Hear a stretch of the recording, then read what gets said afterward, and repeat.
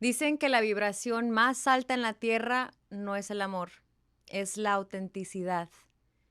Un estudio de conciencia determinó que la frecuencia de ser auténtico es 4000 veces más alta que cualquier otra emoción, incluso más alta que el amor, la paz y la positividad. Cuando somos auténticos, estamos alineados con nuestra verdad más profunda. No hay máscaras, no hay miedo, solo la energía pura de ser quien realmente somos. Y hoy en este primer episodio quiero abrirme con ustedes desde ese lugar, desde la autenticidad. Esta es la primera vez que comparto mi historia real, sin filtros, frente a una cámara, y quiero invitarlos a sentir conmigo lo que significa vivir realmente en esta vibración. Mi nombre es Clary Quesada y esta es mi voz. Bienvenidos a mi show. Este podcast no es un espacio para presumir logros, es un espacio más bien para desnudarnos, para hablar de lo que realmente nos marcó. Aquí vamos a tocar temas profundos, controversiales y muy oscuros. Quien venga a este podcast tendrá que ser crudo, auténtico y contar su historia tal como es, porque esas historias son las que nos han moldeado y nos han transformado en quienes somos hoy. Algunas personas logran evolucionar y convertirse en alquimistas de su propio dolor. Otras, lamentablemente, se apagan en el intento. Este espacio es para recordar que la vulnerabilidad también es poder. Soy la mayor de 3 hermanos y desde muy chiquita aprendí lo que era la violencia, la adicción a las drogas y la carencia. Mi padrastro empeñó la guitarra que recibí en Navidad como sorpresa para comprarse drogas. Yo me di cuenta de eso mucho más tiempo después, pues ya cuando no la encontraba. Y la guitarra era ese pedacito de sueño que me lo habían regalado porque sabían que me gustaba cantar, me sabían que era una persona que le gustaba mucho la música y él se llevó esa parte de mí y nunca se me olvidó. Yo veía a mi mamá ser humillada y subestimada todos los días. Yo era apenas una niña y ya entendía que en mi casa, aparte de no ser un lugar seguro, tampoco había paz. La historia de siempre, ¿no? La renta siempre estaba atrasada y siempre escuchaba a mis papás discutir porque no había dinero para las necesidades y mucho menos para otro tipo de actividades. O sea, yo crecí como una niña que le gustaba cantar, bailar y me encantaba participar en la escuela en todo tipo de actividades, pero siempre me decía mi mamá, no te metas en cosas, Clary, no te puedo pagar los trajes, no te puedo llevar a las prácticas y si vas, búscate un amiguito que te lleve, yo no te puedo llevar. Y no podemos, no hay cómo, y quién te va a llevar era pues la cantaleta de siempre. Pero yo era muy aferrada. Recuerdo que había una obra en la primaria del show Broadway Cats, donde tenía que ser un gatito, ¿no? Salíamos de gatitos bailando. Y no había dinero para un disfraz, así que mi mamá se desveló toda la noche cosiéndome con pedacitos de tela que nos había regalado el director de la escuela. Y ella se la pasó toda la noche tejiéndome un trajecito para que yo pudiera bailar el siguiente día. Y me da mucha pena recordar esto porque recuerdo que mi mamá batallaba, pero como niña no entendía por qué, no sabía que la carencia era tan grande y como era una niña muy aferrada a mis sueños, yo pensaba que de todas formas las cosas se podían lograr. Pero esa es la imagen de mi infancia. Yo tenía unos sueños enormes, pero unos recursos demasiado chiquitos, chiquitos, chiquitos. Y mi mamá siempre estaba remedando la vida como podía, ¿no? Sin la ayuda de nadie. A los 10 años mi papá nos abandonó.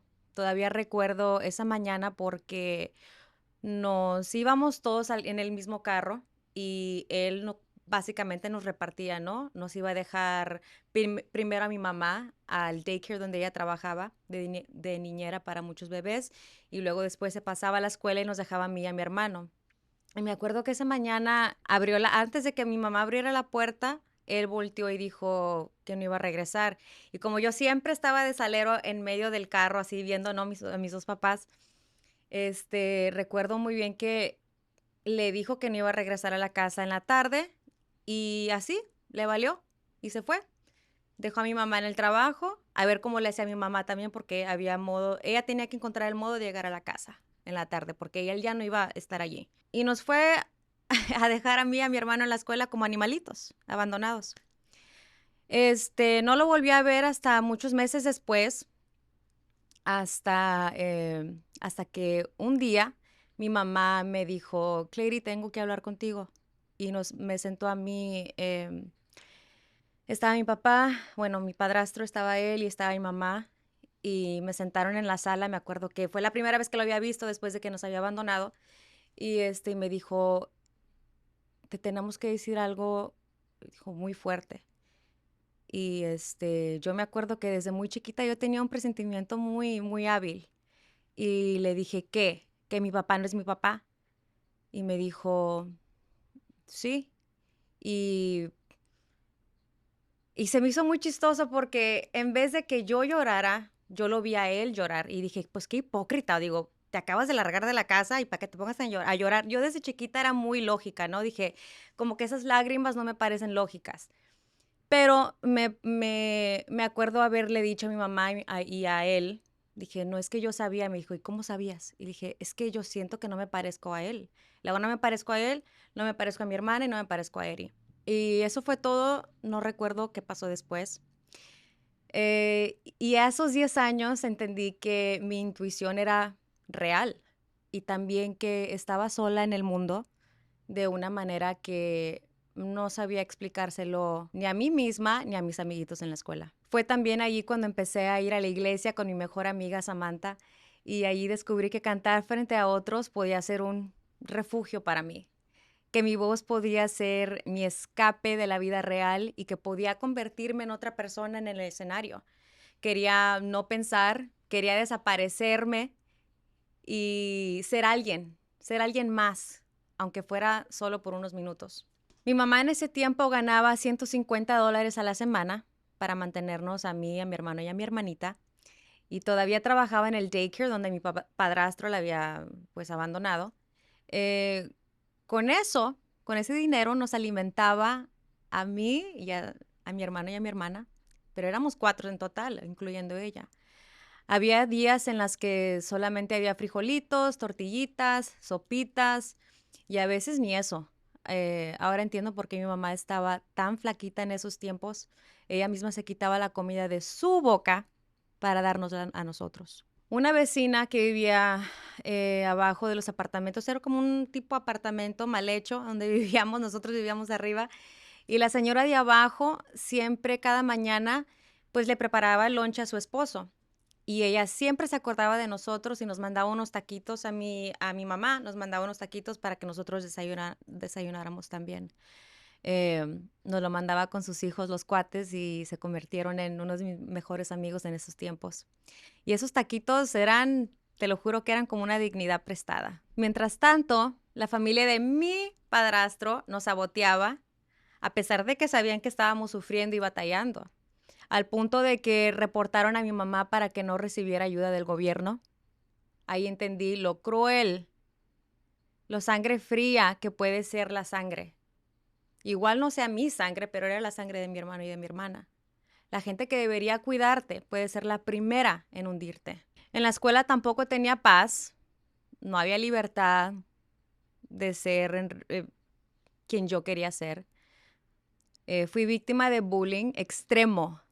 A los 11 años una pandilla me golpeó y lo grabó un chavito que se llamaba William. Me acuerdo que me siguieron hasta la casa y me golpearon enfrente de un parque. Eran 3 chavas y toda su ganga. Y el lunes toda la escuela ya se había enterado y todos estaban risa y risa porque pues habían visto el video que William había grabado con su videocámara. Y en ese entonces pues todavía se usaban las cámaras un poquito más grandes, ¿no? Me acuerdo muy bien de la cámara, nunca se me olvida. Me acuerdo que por tanto miedo y por tanta ansiedad que me habían causado después de la golpiza que me metieron, dejé de usar el camión de la escuela y me iba caminando a mi casa sola cargando como un clarinete, como un bajo tipo y medía como 2 metros y yo me iba caminando desde la escuela a la casa y duraba media hora en llegar, pero yo hacía lo posible para evitar el bus, para evitarme problemas con la gente. Y no faltaba el viejito grosero o el señor grosero que te hacía señas sexuales desde su carro. O sea, eso siempre pasó, típico pedófilo en la calle. Vamos a ser muy claros. O sea, siempre el acoso sexual, no solamente con gente que conoces, pero sino con completamente extraños. Y es algo que recuerdo muy bien. Estaba yo, de hecho, caminando ese día y recuerdo que un señor me mandaba, o sea, me hacía unas señas súper explícitas. Entonces pasaron como un año y medio más o menos y mis papás se volvieron a reconciliar y el infierno también volvió. Una noche borracho, mi papá insistió en llevarnos por tacos al regresar. Este, para empezar, mi mamá le había dicho, sabes que no te lleves a los niños, estás muy borracho, o sea, la misma cantaleta de siempre. Y el aferrado, machista, nos llevó. Y al regresar me acuerdo que era en la Minnesota, aquí en Brownsville, y pues de repente se paró el carro y se incendió todo lo de enfrente del carro, así, ¿no? Las llamas como en película. Yo me acuerdo que salté y traté de, o sea, me traía los tacos en la mano, todavía no los dejé, y traté de sacar a mi hermano y a mi hermana de atrás del carro, ya salimos todos, y recuerdo que los vecinos que estaban ahí o la gente con la que estaba viviendo ahí enfrente de la calle fueron los que le hablaron a la policía y a la ambulancia y nos llevaron a la casa. Realmente fue, fue tan traumático que ni me acuerdo si se llevaron a mi papá a la cárcel o si nos dejaron allí, no me acuerdo de nada. Yo nomás me acuerdo de que estábamos en shock, ¿no? Después de ver el carro incendiado con nosotros todavía dentro. Ah, era como una metáfora de mi vida, ¿no? El fuego alrededor y yo tratando de proteger lo poquito que tenía, ¿no? Salvando lo poquito que podía salvar. Am, en la preparatoria empezaron a mejorar un poquito las cosas, ya parecía que todo estaba mejor. Mis papás se separaron definitivamente, me iba bien en la escuela. Hay algo que nunca dejé yo de hacer y es enfocarme en mis estudios. Así siempre ha sido mi personalidad, ¿no? Me gustaba mucho la escuela, me gustaba mucho aprender y me gustaba involucrarme en las actividades de la escuela. Eso me iba bien. La gente me seguía mucho, yo trataba bien a todos, fui reina de la fiesta, fui capitana del grupo de danza, hice muchas cosas muy padres, ¿no? Pero cuando yo me encontraba sola con mis amigas o en fiestas, yo recuerdo que yo misma hacía cosas negativas porque creo que ya estaba como que acostumbrado a mi cuerpo al caos, ¿no? Entonces, si no había peligro en mi vida, era como que si algo me faltaba. Eh, la falta también de supervisión me dejó vulnerable a abusos sexuales y experiencias que marcaron mi cuerpo, mi mente, mi alma por muchos años. Tuve que ir a terapia para poder ayudarme con todos esos traumas. Y pues ser adolescente sin guía es como ir caminando descalza en un campo de vidrios, ¿no? Y aunque ya no había golpes de bullies en la escuela ni nada de eso, yo seguía, como les digo, buscándome mis propios problemas y peligros. Era como si mi cuerpo quisiera repetir el caos que había conocido toda mi vida. En la universidad hubo muchos sacrificios. Cuando me gradué de la preparatoria decidí salir de mi casa, pero corriendo. Eh, vivía en la misma ciudad, ¿no? Pero yo me quería salir de mi casa porque había muchos problemas en el barrio donde vivíamos y me fui a estudiar comunicaciones y periodismo. Trabajé como loca, 3 empleos a la vez, clases a tiempo completo, prácticas no pagadas en televisoras de noticieros y aparte era editora del periódico. Había noches en las que apenas dormía 3 horas, había días en las que no comía más que un snack, ¿no? Porque tampoco había para estar gaste y gaste dinero. El poquito dinero que yo agarraba de la escuela y de mis trabajos lo usaba para pagar el dormitorio en el que estaba hospedándome. Y algo que es muy importante es que yo nunca desperdicié ni un segundo y sigo siendo de esa manera. Todo ese esfuerzo se materializó el día que me gradué. Mientras estábamos todos sentados, yo agarro un texto, ¿no? Y más bien un correo electrónico diciéndome que me habían contratado como productora en la televisora local aquí en el Canal 4. Y eso, más que la graduación y el diploma y todo eso era lo que a mí me tenía súper emocionada ese día porque dije yo, le platiqué a un chavo que estaba enseguida y todos estaban como que, pues yo no sé qué voy a hacer después del colegio. Y yo dije, pues yo no sé qué estaban haciendo ustedes en el colegio porque yo estaba trabajando tres cosas, yo estaba haciendo mis estudios, yo nunca perdí el tiempo. No estaba sobrepeso, estaba mal cuidada físicamente y mentalmente peor, pero yo ya tenía trabajo y eso me hacía sentir a mí muy orgullosa de mí misma. Ya a los 25 años, después de tanto periodismo y una carrera en relaciones públicas, la música me volvió a buscar, ¿no? Entró a mi vida de forma natural. Empecé cantando en grupos, grabé, compuse cientos de canciones que nunca grabé, no porque no quisiera, sino más bien porque no sirven las canciones. Pero es como el dicho, ¿no? Escribe 100 canciones y te van a salir dos o tres que se van a escuchar bien. Y después de muchas canciones malísimas que escribí, me salieron Besos de miel y La distancia, que fueron las dos canciones que me dieron a conocer, eh, si más no bien localmente, y me abrieron muchas puertas en el género tejano, aquí en Texas. Y bueno, la misma niña que perdió su guitarra en una casa llena de caos, ahora se había inmortalizado, ¿no? Su voz en esta grabación. Y otro, otro tiempo de mi vida que también me hace sentir muy orgullosa. Hoy en día sigo trabajando como loca, pero con muchísimo más propósito. Sé a dónde voy, sé de dónde vengo, ya no me escondo detrás del miedo. Antes me daba mucho miedo hasta hablar con la gente. Decían, es que te ves muy segura de ti misma, pero a mí me daba miedo todo. Yo hacía todo con miedo. Y ahora me siento segura de mí misma, de lo que estoy haciendo. Soy cantante, escritora, narradora y me acabo de casar con el hombre que siempre soñé. Tanto recé, tanto pedí que llegó mi momento. Nada de lo que viví me quebró. Todo me formó. Soy resiliente, soy poderosa y esta es mi voz. Quiero cerrar con algo que será parte de este show siempre. Es algo que yo llamé la voz de Victoria, Victoria's Secret, como le quieran llamar, la voz de Victoria. Y es un tributo a mi abuela, que nunca conocí, de hecho nunca conocí a ni una ni la otra, pero Victoria era mi abuela maternal. Y les cuento que fue una mujer para la historia relativamente ordinaria, pero fue silenciada, marginada, exiliada por su propia familia. Era un ser humano con sueños, con heridas, con voz, aunque la sociedad nunca la quiso escuchar. En este segmento, El secreto de Victoria, hablaré de quienes han sido silenciados, madres, adolescentes, hombres y mujeres que nunca han tenido la oportunidad de alzar la voz. Yo vengo de una familia con historias de silencio, como la de mi abuela, como la de mi mamá, como la de otras mujeres que yo nunca conocí. Si hoy tengo voz, es para usarla, porque hubieron muchas detrás de mí que no pudieron.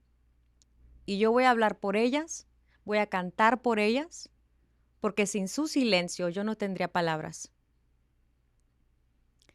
Sin el sacrificio de ellas, yo no estuviera aquí. Y regresemos pues donde empezamos, que estábamos hablando de la autenticidad. Y era muy importante para mí contar mi historia personal, porque si yo pido eso de la gente, yo tengo que ser honesta y auténtica con la gente también. Quiero que sepan de dónde vengo, porque es la única forma que voy a saber a dónde voy. Cuando eres auténtico, y lo he experimentado yo en los últimos años, tu frecuencia vibra muchísimo más alta, la gente sabe que eres auténtica y la música, así como ponerte enfrente de una cámara, ser escritora, si escribes libros o si eres periodista, de nada te sirve tener eso si en realidad no cuentas tu historia real. La gente siempre va a saber que te escondes detrás de una imagen, ¿no? El arte requiere de honestidad, de autenticidad, y eso es lo que yo vengo a compartir con ustedes. Seamos más originales, seamos más auténticos para crear relaciones, para vibrar más alto en nuestras carreras, para hacer que nuestros sueños se hagan realidad, porque el universo es lo único que entiende. Nosotros somos, aparte de piel y hueso y todo lo que tú puedas ver, Más que todo eso, somos frecuencia, somos vibración, somos energía. Y la energía más grande en este mundo siempre va a ser tu autenticidad.